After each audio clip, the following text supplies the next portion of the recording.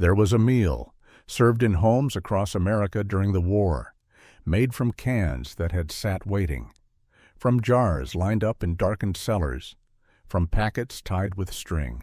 And though the table looked different than it had before, the family still gathered, still bowed their heads, still broke bread together. But what was on those plates, and how did mothers turn emptiness into something that felt like enough? In the winter of 1943, fresh food began to vanish from American kitchens. Not all at once, but slowly, like light fading from a room.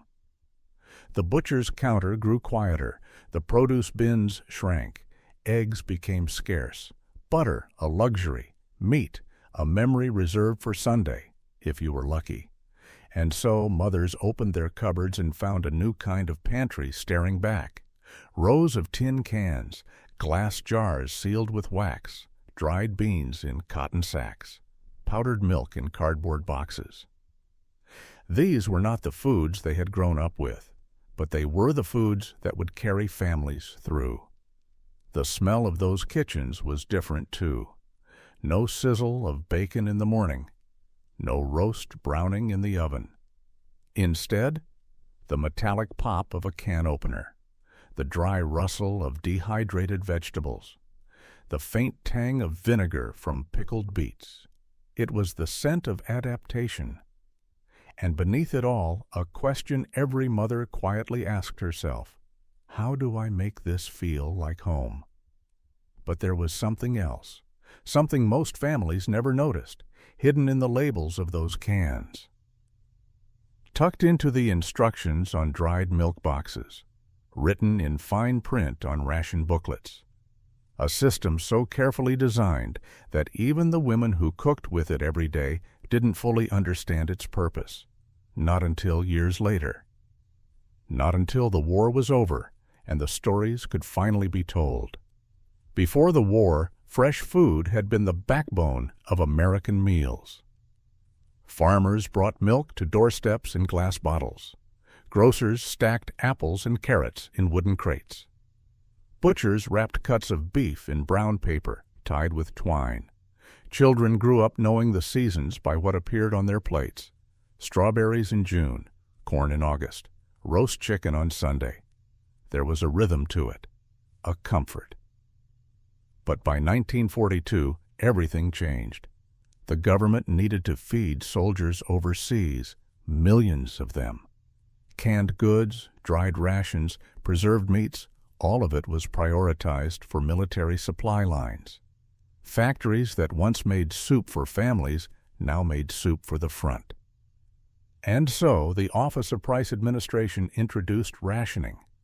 Families received ration books, small booklets filled with colored stamps. Red stamps for meat and butter, blue stamps for canned goods. Each stamp represented a monthly allotment, a limit, a boundary drawn around abundance. But rationing wasn't just about scarcity. It was about fairness, about ensuring that every family, rich or poor, city or country, had access to the same basic supplies. No hoarding, no black markets, no advantage for those with money. At least that was the idea. At the Harper house, Mary stood in her kitchen one morning, flipping through the thin pages of her family's ration book. She had counted the stamps 3 times already. 48 points for the month, 16 red stamps, 12 blue, each one carefully perforated, waiting to be torn free. Her daughter Ellie sat at the table, watching. "Will we still have stew, Mama?" Mary folded the book closed, her thumb smoothing the worn cover. "We will," she said quietly. "Just a different kind." But how different, even she didn't yet know. That afternoon, Mary walked to the market, her ration book tucked into her purse. The store was crowded. Women lined the aisles, their faces tight with concentration as they calculated points, compared prices, weighed their options. The grocer stood behind the counter, his apron stained, his eyes tired. "Canned peas are 4 points," he said to the woman ahead of Mary. "Tomatoes are 6. Corned beef is 8. The woman nodded slowly, her lips moving as she counted. When it was Mary's turn, she placed 3 cans on the counter. Tomatoes, green beans, a small tin of Spam. The grocer tore the stamps from her book with practiced efficiency. "That'll be 18 points," he said. Mary nodded, paid, and walked home with her purchases cradled in a cloth bag. 3 cans, 18 points, a week's worth of dinners if she was careful. Every morning began the same way now. Mothers across America opened their cupboards and took stock. What had they preserved last summer? What cans remained? What could be stretched into 3 meals instead of 2? By 1943, nearly 90% of American households were cooking with canned or preserved foods at least once a day. The sound of breakfast had changed. No crack of fresh eggs in a skillet. Instead, the scrape of a spoon against a jar of apple same, the metallic whir of a can opener biting into condensed milk, the dry pour of oatmeal from a cloth sack. Mary stood at the stove, stirring a pot of oatmeal mixed with powdered milk. The texture was thin, slightly grainy. But when she added a spoonful of applesauce, preserved last September, it tasted almost sweet. Ellie came downstairs, her hair still braided from the night before. "Is there toast, Mama?" Mary shook her head gently. "Bread stamps ran out yesterday. We'll have oatmeal." Ellie nodded without complaint. She had learned not to ask twice. Lunch was often the simplest. Canned soup, thinned with water, a slice of bread, if flour stamps allowed. Carrot sticks from the Victory Garden, if the season was right. Jack came home from school at noon, his book bag slung over one shoulder. Mary ladled vegetable soup into a bowl, Campbell's from a can, and set it before him. The broth was pale, the vegetables soft, but it was warm, and that was enough. But dinner was where mothers worked their quiet magic. Mary Harper stood at her stove one evening. A row of cans lined up like soldiers on the counter, canned tomatoes, canned peas, canned corned beef. She had no onions, no garlic, no butter to soften the flavors. But she had salt, a bay leaf from last year's garden, a spoonful of flour to thicken the broth. And so she stirred, slowly, carefully. The steam rose in soft curls, carrying the faint scent of tomato and meat. Her son Jack leaned against the doorway, watching. "Smells different," he said. Mary didn't look up. Her wooden spoon moved in steady circles. "Different doesn't mean bad," she said softly. But even as she spoke, she wondered if he believed her. That night, the family gathered at the table. Thomas came in from the factory, his face gray with exhaustion, his hands scrubbed pink, but still faintly stained with machine oil. He sat heavily in his chair and bowed his head. "Thank you, Lord, for this food, and for the hands that prepared it." Ellie murmured, "Amen." Mary served the stew in chipped bowls. It was thin, the meat sparse, the vegetables mushy from the can. But no one complained. Thomas took a bite and nodded. "Good, Mary, real good." And though her throat tightened, she smiled, because he wasn't lying. He was just being kind. And sometimes kindness was the most important ingredient of all. Across neighborhoods, women began to share what they knew. At church socials, they traded recipes written on scraps of paper. Canned salmon loaf, use crackers instead of breadcrumbs. Mock apple pie, made with Ritz crackers and a little sugar. Victory Garden stew, anything green, anything root, anything canned. These recipes weren't fancy. They didn't appear in glossy magazines or restaurant menus. But they worked. And more importantly, they were passed from hand to hand, mother to mother, neighbor to neighbor, like quiet acts of rebellion against scarcity. Community centers held cooking demonstrations. Home economists from the Department of Agriculture traveled to small towns, teaching women how to use dehydrated eggs, how to stretch a can of Spam into 2 dinners, how to make gravy without drippings. One afternoon, Mary attended a demonstration at the local library. A woman in a crisp white apron stood at a table, a row of ingredients spread before her.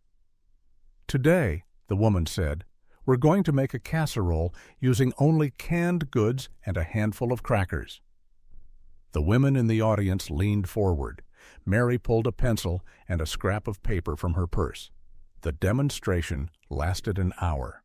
When it was over, Mary walked home with 3 new recipes folded carefully into her coat pocket. That night, she tried one: tuna, canned peas, cream of mushroom soup, crushed saltines on top. She baked it in the oven until the crackers turned golden. When she set it on the table, Jack stared.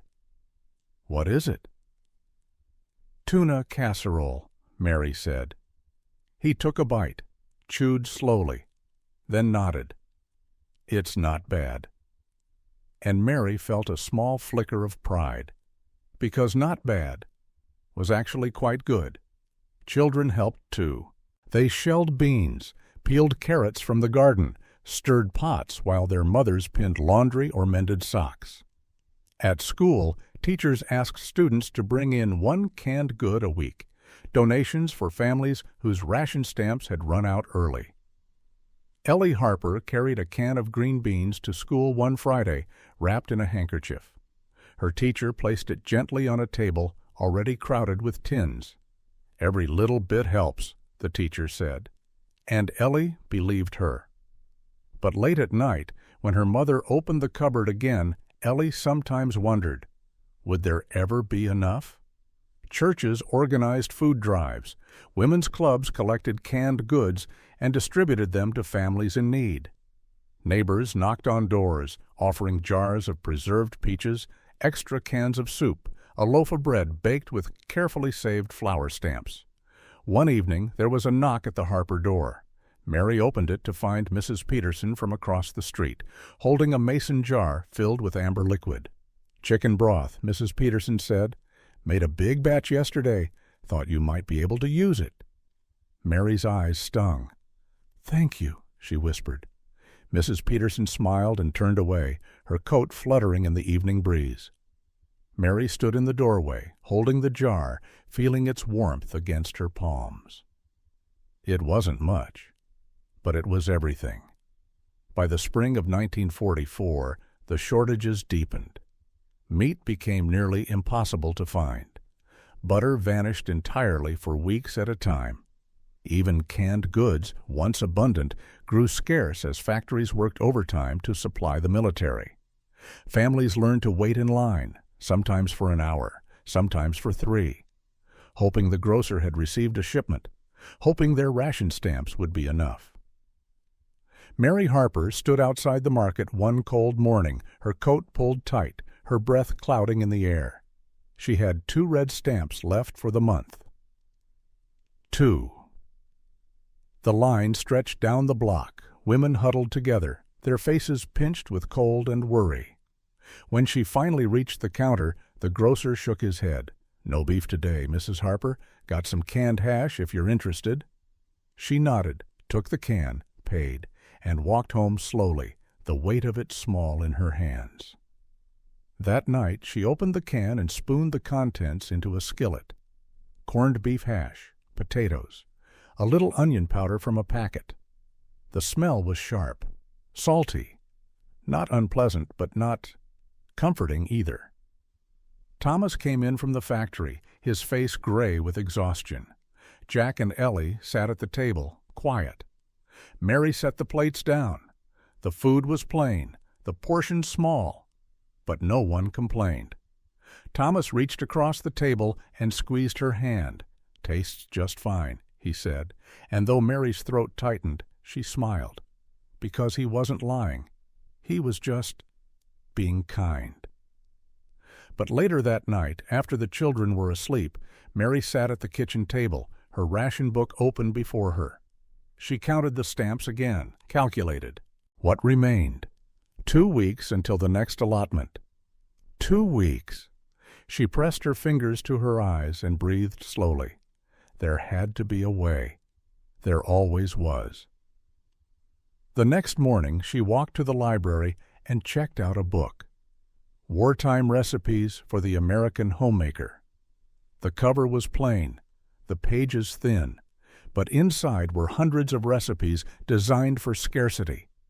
Eggless cakes, butterless cookies, meatless stews. Mary carried the book home like a treasure. That evening, she tried a new recipe.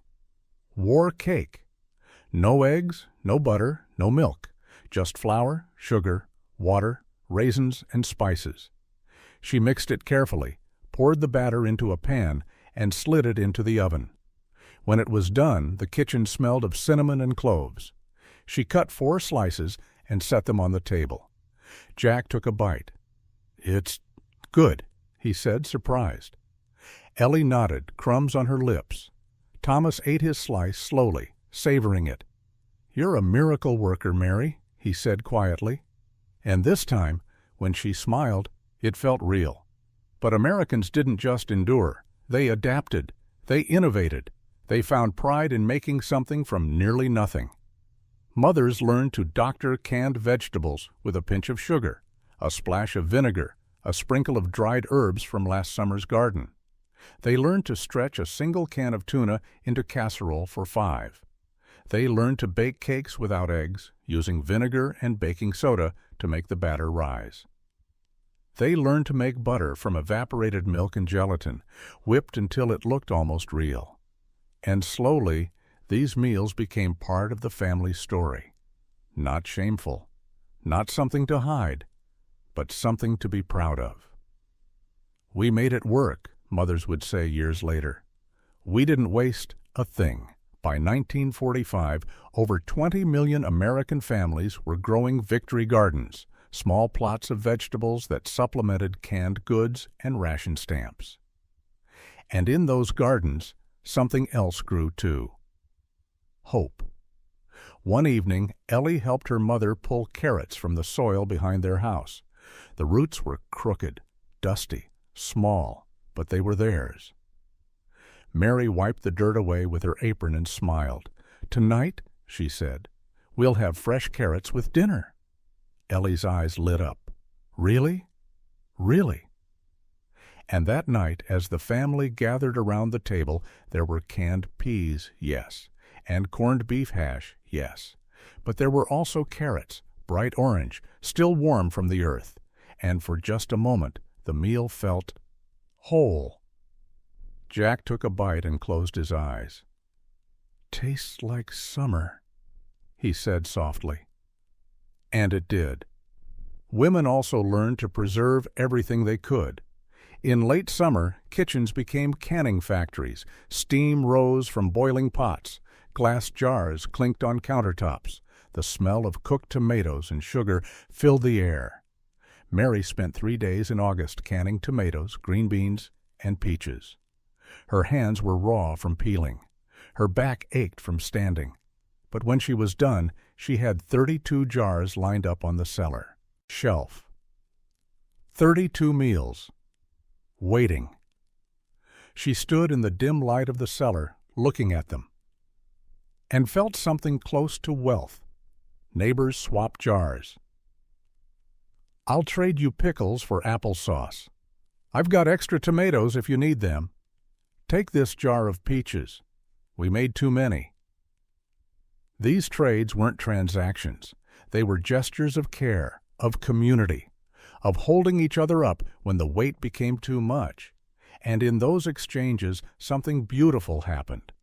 Families realized they weren't alone, that everyone was struggling, that everyone was doing their best, and that together they could make it through.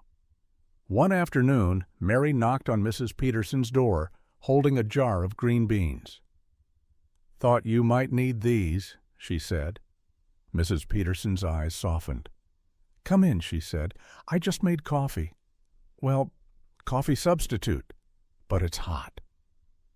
They sat at the kitchen table, sipping their ersatz coffee, talking quietly about recipes, about children, about the weight of the days. And when Mary left, she felt lighter, not because her problems had disappeared, but because she had been reminded she wasn't carrying them alone. But there was something most families never realized, something hidden in the very structure of the rationing system itself. The cans they opened, the stamps they used, the meals they created. They weren't just feeding their families, they were feeding the war effort in ways they couldn't see. Every can of Spam a family chose to buy freed up fresh pork for soldiers overseas. Every jar of preserved peaches a mother canned meant one less shipment needed from California. Every meal stretched with substitutes meant more resources available for military rations. The system was designed not just to distribute scarcity fairly, but to redirect abundance invisibly. And the women who cooked these meals, they were part of a vast, quiet army, working not with rifles or planes, but with can openers and wooden spoons, feeding the front lines from their own kitchens, without ever realizing the full scope of what they were doing. It wasn't until after the war that the numbers were revealed. Over 60% of the food produced in America between 1942 and 1945 went directly to the military. And yet, American families never starved. They never went without meals entirely, because they learned to make new meals, different meals, meals that allowed the soldiers to eat, so the soldiers could fight. Mary never knew this during the war. She only knew that her family needed to eat, that she had to find a way. But decades later, when a historian told her what her wartime cooking had really meant, she sat very still, and then she said quietly, "We were all soldiers then, weren't we?" And the historian nodded. "Yes, ma'am, you were." Despite everything, mealtimes remained sacred. No matter how plain the food, no matter how small the portions, the family still gathered, still sat together, still shared the same table. In homes across America, this ritual held. Fathers came home from factories and shipyards, their bodies tired, but their presence steady. Mothers set plates down with quiet grace. Children bowed their heads and folded their hands. And for that 1 hour, sometimes less, the world outside faded. The war became distant, the shortages bearable, because they were together. At the Harper house, dinner time was always at 6 o'clock. Thomas washed his hands at the kitchen sink, the soap rough against his calluses. Jack and Ellie set the table, forks on the left, knives on the right, napkins folded in half. Mary brought the food to the table. Sometimes it was stew, sometimes casserole, sometimes just beans and bread. But it was always served with care. Thomas said grace, and then they ate. Sometimes they talked about school, about the factory, about the neighbors, about small, ordinary things that felt large in their smallness.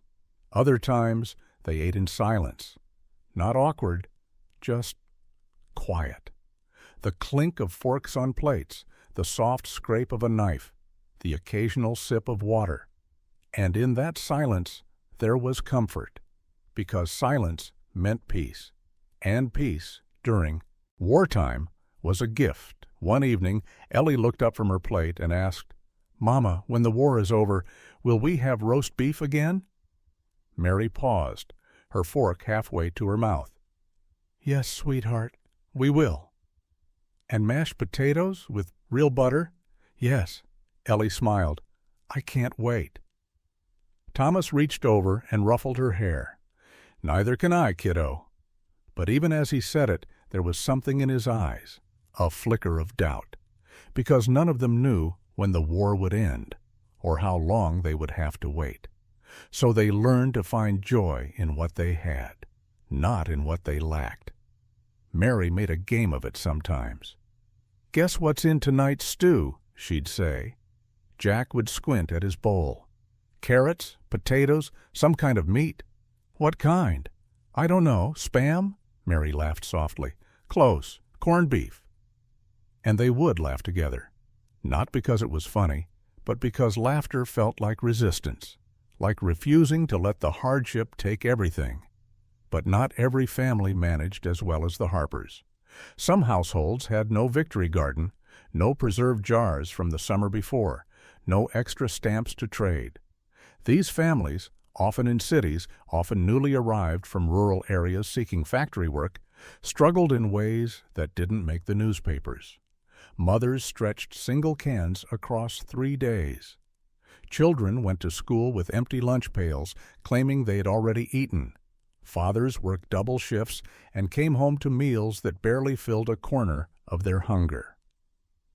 The government tried to help. Community kitchens opened in some cities, offering free meals to those who had exhausted their rations early. Churches organized food drives, but pride kept many families away. "We'll manage," they'd say, even when they weren't sure they would.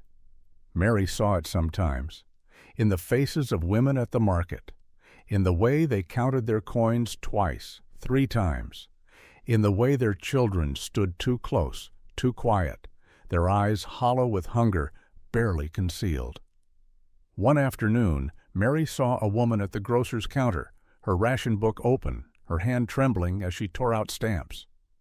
The grocer shook his head. "I'm sorry, ma'am. You don't have enough points for the corned beef." The woman stared at the can, then nodded slowly. "Just the beans, then." She paid, took her single can, and walked out. Mary stood there, holding her own purchases, her heart tight. That evening, she wrapped a jar of preserved tomatoes and a small bag of dried beans in brown paper, and she walked 3 blocks to the address she'd quietly asked the grocer for. She knocked. The woman answered, her face drawn, a baby on her hip. "Yes?" Mary held out the package. "I had extra," she said simply. "Thought you might be able to use it." The woman stared. Then her eyes filled.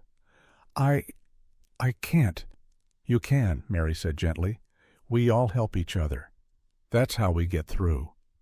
The woman took the package and whispered, "Thank you." Mary walked home in the gathering dusk, her hands empty, but her chest full, because giving didn't make her poorer. It made her human. When the war ended, fresh food returned. Slowly at first, then all at once. Meat reappeared in butcher shops. Butter came back to grocery shelves. Eggs were plentiful again. Ration books were tucked into drawers, no longer needed. Families celebrated with meals they hadn't tasted in years. Roast beef, fried chicken, real mashed potatoes with butter melting in golden pools. The first time Mary cooked a full roast after the war, she stood at the stove and wept, not from sadness, but from relief, from the sheer, overwhelming abundance of it. Thomas came into the kitchen and put his arms around her. "It's over," he said quietly, and she nodded against his chest. "Yes, it's over."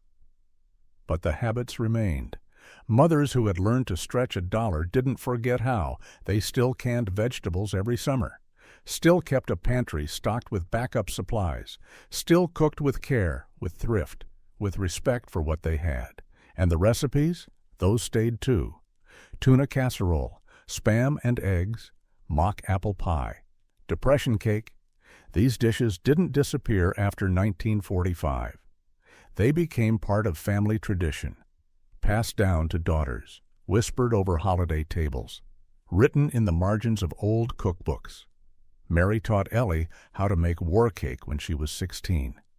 "You might never need it," Mary said, measuring flour into a bowl.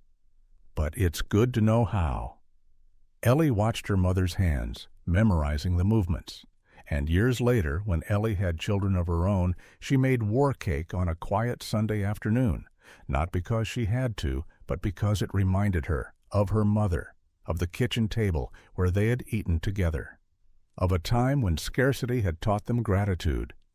Even now, in quiet kitchens across America, there are women in their 80s and 90s who remember, who can still recall the metallic pop of a can opener, the smell of hash browning in a skillet, the weight of a ration book in small hands, and when they cook, even now, they don't waste.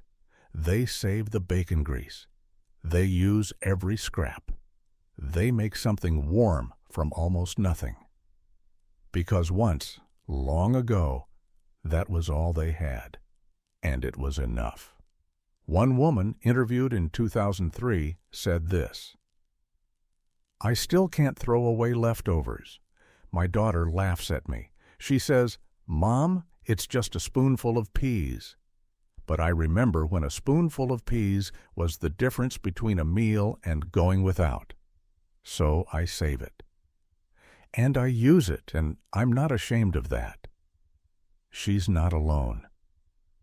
Across the country, in homes where the grandmothers still cook, you'll find the same habits. Jars of bacon grease by the stove, freezers stocked with carefully labeled leftovers, pantries lined with canned goods just in case. These aren't relics of poverty.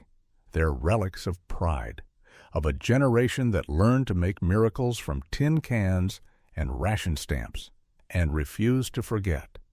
But the legacy of those wartime meals goes deeper than recipes. It shaped the way an entire generation thought about food, about waste, about gratitude, about the relationship between abundance and responsibility. Children who grew up eating canned vegetables and powdered milk became adults who taught their own children not to waste, who insisted on cleaning their plates, who saved leftovers and repurposed them into new meals. Waste not, want not wasn't just a saying. It was a way of life. And it didn't fade when the war ended. It became woven into the fabric of American households for decades. In the 1950s and 60s, even as prosperity returned and supermarkets overflowed with choices, many families held on to their wartime habits. They still grew gardens, still canned and preserved, still cooked with an eye toward thrift, not because they had to, but because it felt wrong not to. Mary Harper, in her later years, would visit the supermarket and feel overwhelmed. Aisles upon aisles of food, hundreds of choices, everything fresh, abundant, available. She would stand there, her cart empty, and feel a strange discomfort. "It's too much," she told Thomas once. He nodded. "I know." They bought what they needed, and nothing more, because excess, to them, felt like betrayal. Of the years when there was none, of the families who had struggled, of the soldiers who had done without so others could have. The meals families cooked when fresh food disappeared were not grand. They were not photographed or celebrated or written about in newspapers.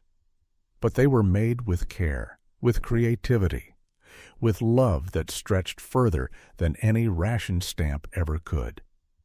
And in those humble kitchens, with their rows of tin cans and jars of preserved summer, a quiet truth was born, that a family is not fed by abundance alone, but by the steady hands of those who refuse to let the table stay empty. Mary Harper lived to be 87 years old.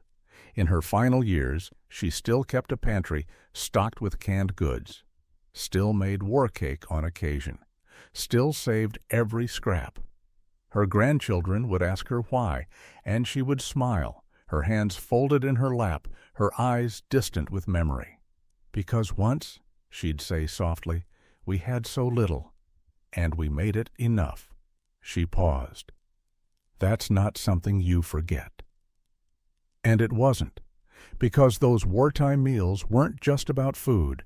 They were about resilience, about dignity in scarcity, about finding grace in the ordinary.